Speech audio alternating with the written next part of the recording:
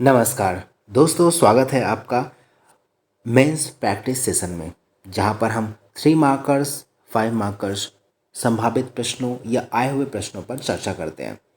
दोस्तों, आज हम जो चर्चा करेंगे वो है 3 मार्कर्स प्रश्नों पर। ये प्रश्न जो हमने या मैंने लिए हैं वो हैं ज्योग्राफी के, जो कि वर्ल्ड ज्योग्राफी या इंडियन ज्योग्राफी दोनों से हो सकते हैं। तो चलिए आज के टॉप 10 3 मार्कर्स ज्योग्राफी के प्रश्न कौन से हैं देखते हैं। तो सबसे पहले आज का जो प्रश्न है आप स्क्रीन पर देख पा रहे हैं वो है अंतर्जात बलों से उत्पन्न पठारों के नाम बताइए। तो सीधा सा आपको यहाँ पर सीधा नाम लिखना है। जो पूछा गया है अंतर्जात बलों से उत्पन्न पठारों के नाम, तो सीधा आप अंतर्जात पठारों के नाम और जो नाम है वो डालेंगे। तो कौन कौन से नाम हैं जो अंतर्जात बलों के उत्पन्न पठार हैं?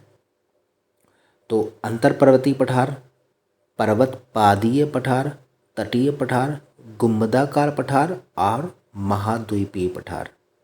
ये पठार वो हैं जो अंतर्जात बलों से उत्पन्न होते हैं या निर्माण होता है इनका।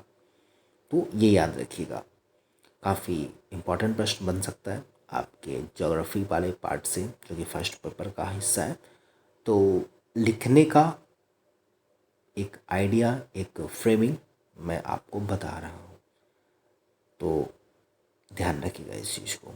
चलिए अब दूसरा प्रश्न देख लेते हैं आज का। दूसरा प्रश्न है बहिर्जात बलों से उत्पन्न पठारों के नाम बताइए। अभी हमने जो पहला प्रश्न आज का देखा उसमें पहला क्या था, अंतर्जात बलों से, और दूसरा प्रश्न क्या बन रहा है, बहिर्जात बलों से। तो बहिर्जात बलों से उत्पन्न पठारों के नाम में सबसे पहला जलीय पठार, वायव्य पठार, हिमानी पठार और उत्स्यंत पठार। ये 4 पठार हैं जो कि बहिर्जात बलों से उत्पन्न होते हैं या निर्मित होते हैं। अब नेक्स्ट प्रश्न है आज का, पृथ्वी के आंतरिक संगठन का वर्गीकरण कीजिए। तो सिंपल सा आपको 3 मार्क्स में 3 पॉइंट्स ही डालना है और 3 पॉइंट्स वो बनेंगे जो प्रश्न पूछ रहा है। प्रश्न क्या पूछ रहा है कि पृथ्वी के आंतरिक संगठन का वर्गीकरण, तो सिर्फ आपको वर्गीकरण करना है। तो पहला जो वर्ग है वह है क्रस्ट, दूसरा मेंटल और तीसरा क्रोड।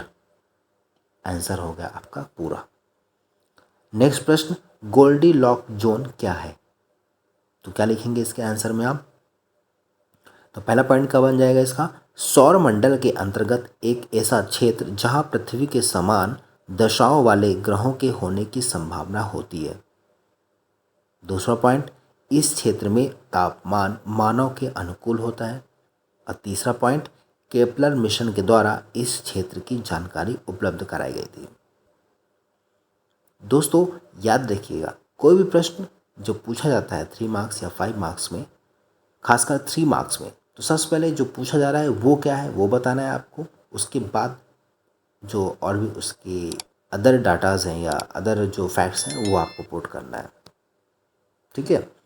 नेक्स्ट प्रश्न देख लेते हैं आज का। नेक्स्ट प्रश्न है क्षुद्र ग्रह क्या होते हैं, उदाहरण दीजिए। तो सबसे पहले क्षुद्र ग्रह होते क्या हैं? तो पहला पॉइंट क्या डाल सकते हैं आप, सौर मंडल में पाए जाने वाले छोटे छोटे आकाशीय पिंड। दूसरा पॉइंट, मंगल और बृहस्पति ग्रह में यह पाए जाते हैं या मध्य में पाए जाते हैं। तीसरा पॉइंट, सेरेस और वेस्ता क्षुद्र ग्रह के उदाहरण हैं। आपका हो गया आंसर कंप्लीट। अगला प्रश्न, गुटेनबर्ग असंबंधता क्या है?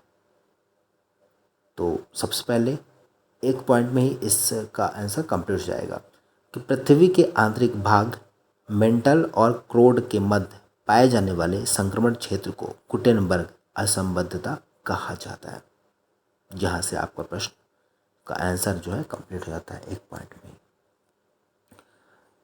नेक्स्ट, लेहमन असंबद्धता क्या है?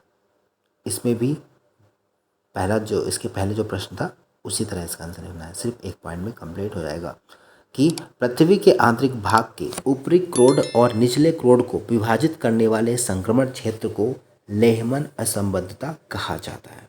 और आंसर होगा आपका कंप्लीट। नेक्स्ट प्रश्न, मोहरोबिक असंबद्धता क्या है? तो वही सीधा सा आंसर कि पृथ्वी के आंतरिक भाग के क्रस्ट और मेंटल को विभाजित करने वाले संक्रमण क्षेत्र को मोहरोबिक असंबद्धता कहा जाता है। नेक्स्ट प्रश्न, रिंग ऑफ फायर। अब इस पर आपको 3 लाइनें लिखनी है। तो पहली लाइन या पहला इसका जो पॉइंट है क्या डाल सकते हैं आप, प्रशांत महासागर के साथ स्थित एक ऐसा क्षेत्र जहां अधिकांश सक्रिय ज्वालामुखी और भूकंप रिकॉर्ड किए जाते हैं। और दूसरा पॉइंट, पृथ्वी के 75% यानी 75% ज्वालामुखी रिंग ऑफ फायर के किनारे स्थित हैं। और आज का आखिरी प्रश्न वो है प्लेट विवर्तनिकी। तो पहला पॉइंट क्या इसमें रख सकते हैं आप, यह एक सिद्धांत है जो पृथ्वी के स्थल मंडल में बड़े पैमाने पर होने वाली गतियों की व्याख्या प्रस्तुत करता है। और दूसरा पॉइंट, प्लेट शब्द का सर्वप्रथम प्रयोग भूविज्ञानी टूजो विल्सन ने और प्लेट टेक्टोनिक शब्द का पहली बार प्रयोग मॉर्गन द्वारा किया गया था। दोस्तों आज हम 3 मार्क्स के प्रश्न सॉल्व करेंगे जो कि ज्योग्राफी के हैं, और ये ऐसे संभावित प्रश्न हैं जो कि आपको आपके मेंस में देखने को मिल सकते हैं। तो चलिए बिना किसी देर के सेशन की शुरुआत करते हैं। तो सबसे पहले जो आज का प्रश्न है वो है गेसर क्या है, उदाहरण बताइए। तो पहला पॉइंट आप इसमें क्या लिख सकते हैं, ज्वालामुखी क्षेत्रों में उद्गार के समय दरारों और सुराखों से होकर जल तथा वाष्प कुछ अधिक ऊंचाई तक निकलने लगते हैं, इन्हें ही गेसर कहा जाता है। और दूसरा पॉइंट, एक उदाहरण बता दें आप कि ओल्ड फेथफुल गेसर न्यूयॉर्क गेसर का उदाहरण है। माफ़ कीजिएगा, इसमें क्या है, ओल्ड फेथफुल गेसर जो कि न्यूयॉर्क में है, गेसर का उदाहरण है। नेक्स्ट प्रश्न आज का, ओजस डेल सलाडो। तो पहला पॉइंट क्या डालेंगे कि ओजस डेल सलाडो दक्षिण अमेरिका महाद्वीप में अर्जेंटीना तथा चिली देशों की सीमा में स्थित एक सक्रिय ज्वालामुखी है।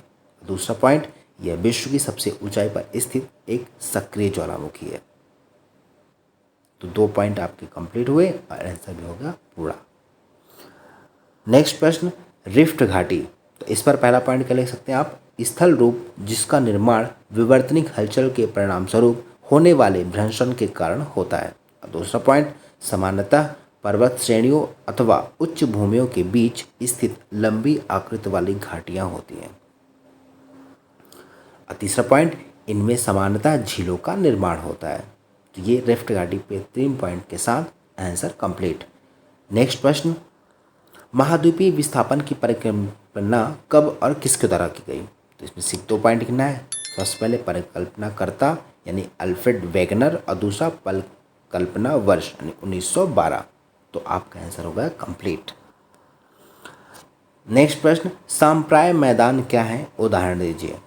तो क्या होगा आंसर, प्रवाही जलकृत एक प्रमुख अपरदनात्मक स्थल रूप जो कि नदियों के द्वारा किए गए अपरदनात्मक कार्यों से निर्मित होते हैं। इनकी संरचना समतल क्षेत्रों में टीले के रूप में होती है।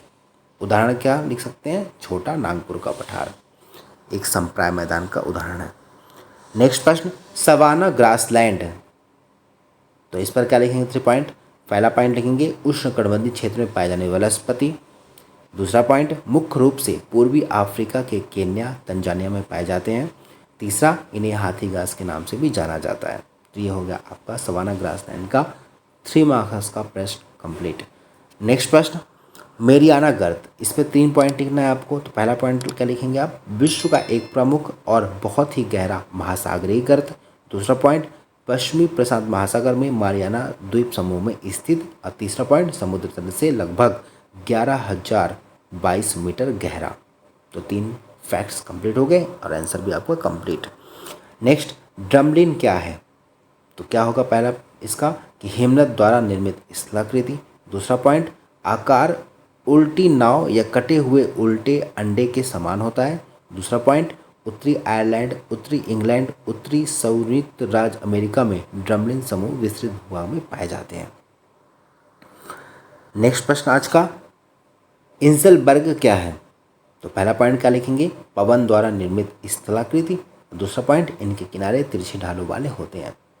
तो ये हो गया आपका आंसर कंप्लीट। अब आखिरी प्रश्न आज का कि मारू टिब्बा। तो मारू टिब्बा पर क्या लिखेंगे आप। तो पहला पॉइंट, हवा या पानी से चलने वाली रेत से निर्मित एक भू आकृति। दूसरा पॉइंट, यह आमतौर पर एक टीले, रिज या पहाड़ी का रूप लेता है। और तीसरा पॉइंट, इसके निर्माण के लिए अवरोध का होना आवश्यक है। तो दोस्तों, ये रहे ज्योग्राफी के टॉप 10 संभावित प्रश्न। मैंने शुरू में ही आपसे कहा था कि ये टॉप 10 प्रश्न आपको आपके एग्ज़ाम्स में भी देखने को मिल सकते हैं। अब आप जितनी ज़्यादा प्रैक्टिस करेंगे, जितना ज़्यादा लिखने का प्रयास करेंगे, जितने ज़्यादा लिखने के साथ साथ आप इस शब्दावली पर कमांड करेंगे कि कौन सी टर्मिनोलॉजी हमें यूज करनी है, कि जी बहुत सारे शब्द लिखने से अच्छा एक दो शब्द में वो कंप्लीट हो जाए, तो ये आपको प्रैक्टिस करनी पड़ेगी। तो लिख लिख कर प्रैक्टिस करें। जितना आप प्रैक्टिस करेंगे शब्दों पर, जो सब्जेक्टिव टर्मिनोलॉजी होती है उस पर पकड़ बनेगी और आप अच्छा आंसर डिज़ाइन कर सकेंगे। तो वीडियो अंत तक देखें, पसंद आए तो लाइक और शेयर अवश्य करें। साथ में अगर चैनल को आपने सब्सक्राइब नहीं किया है तो प्लीज़ चैनल को सब्सक्राइब कर लें। साथ में दाहिने हाथ में आपके मोबाइल के जो बेल आइकॉन है उसे प्रेस कर लें, जिससे हमारे द्वारा अपलोड किया गया कोई वीडियो आप तक तुरंत पहुँच जाए। तो नेक्स्ट वीडियो में आपसे फिर मुलाकात होगी। तब तक अपना ख्याल रखें। Bye bye and thank you.